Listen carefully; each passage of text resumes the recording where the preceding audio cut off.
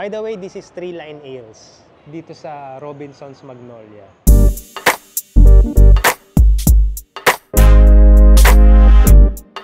So here in Three Line Ales, nagbo-brew din sila ng their very own beers.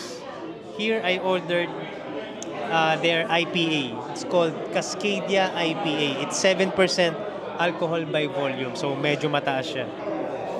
And if you can see over there behind me, nandyan yung brewery nila mismo. Ayan.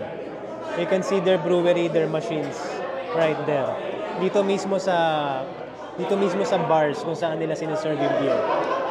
So makakasiguro ka na very fresh yung beers na may inom mo dito sa Three Line Ales.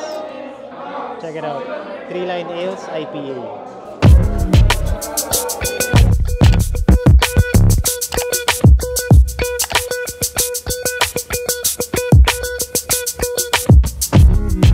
Meron din dito available na cans. This one is Margarita Seltzer. Look at this, Limelight Margarita Seltzer.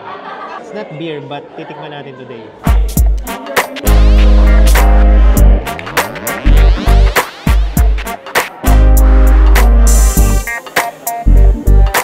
Margarita Seltzer by Three Line Ales.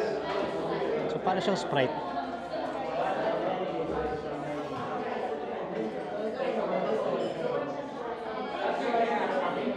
Parang Sprite or 7-Up na hinaluan ng alcohol.